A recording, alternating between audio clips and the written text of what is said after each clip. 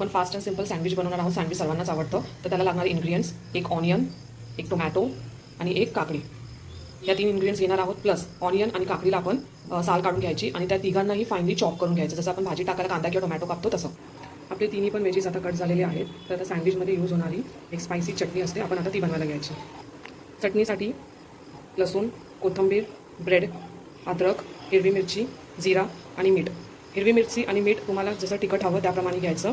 आणि लसूणच्या वरचा जो छिलका असतो सालपट ते काढायचं नाही. प्लस अद्रकच्या वरचा पण सालपट काढायचं नाही. अद्रक, लसूण, हिरवी मिरची, कोथिंबीर चांगलं वॉश करून घ्यायचं आणि मग त्याचं एक चांगलं पेस्ट बनवून घ्यायची.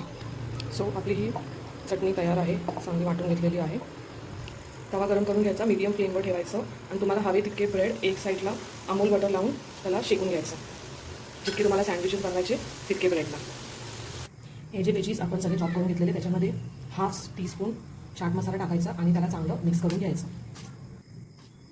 असं एक व्यवस्थित त्याला मिक्स करून घेतलेलं आहे.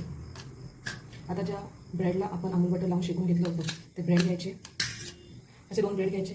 प्लस आपण जी चटणी बनवलेली आहे छानशी मगाशी ती चटणी त्याच्यावरती स्प्रेड करून घ्यायची. तुम्हाला जितकी स्पायसी हवी त्याप्रमाणे. चटणी लावून झाल्यावरती आपण जे व्हेजीस चॉप करून मिक्स केले ते 2-2 स्पून. मी एका टायमाला 2 सँडविच बनवून दाखवते, त्यामुळे मी 2 वेगळे सँडविच स्लाइस ब्रेड घेतलेले आहे. तुम्हाला हवे तितके व्हेजीस टाकायचे आणि छान असं मिक्स करून ठेवायचं. मी चीजवाला बनवते त्यामुळे मी आता याच्यावरती चीज स्लाइस ठेवते. तुम्हाला ग्रेटेड मोझरेला किंवा चीज ट्यूब टाकायचं असेल तर तुम्ही तेही टाकू शकता. 2 अजून स्लाइस घ्यायची वरती कवरिंगसाठी. त्याच्यावरती आपण अप्लाय करूया मोझरेला मिओनीज. तुम्हाला जर कुठला दुसरा फ्लेवर हवा तर तुम्ही तेही घेऊ शकता. मला चीज मिओनीज हवा तर मी ते घेतलेलं आहे. सेम जी साईड आपण अमूल बटर लावून शेकून घेतली आहे त्याच साईडला आपण मिओनीज अप्लाय करतो आहे. मग त्याला असं कवर करून घ्यायचं आणि वरतून आता थोडंसं अमूल बटर अप्लाय करायचं. मग जे साईड आपण अमूल बटर लावतो ती साईड आता तव्यावरती घेऊन सेम दोन्ही साईड शेकून घ्यायचं चांगलं. चीज मेल्ट होईल तोपर्यंत. छान असं मी तव्यावरती सँडविच होऊन ठेवले आहेत आणि इकडे वरती बटर अप्लाय करून घेतलेलं आहे. चीज एक साईड मेल्ट झाली की आपण मला फ्लिप करून दुसऱ्या साईडने शेकून घ्यायचं.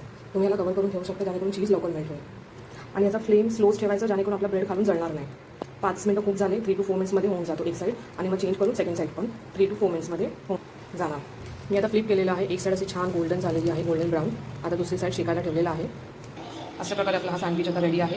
छानशी अशी प्लेटिंगसाठी तुम्ही 2 सँडविचेस घेऊ शकता प्लेटमध्ये. चटणी जी आपण बनवलेली आहे आणि मिओनीज छानसं असं कट करून आपण ह्याला खाऊन बघूया हे कसं झालं. सँडविचला कट केले, चीज बघू शकता असं मस्त मेल्ट झालेलं आहे बाहेर आलं. तर या पद्धतीने आपलं हे sweet and simple sandwich ready आहे. तर तुम्ही नक्कीच घरी ट्राय करा आणि बघा खाऊन टेस्ट वाईज कसं वाटतं तुम्हाला. थँक्यू.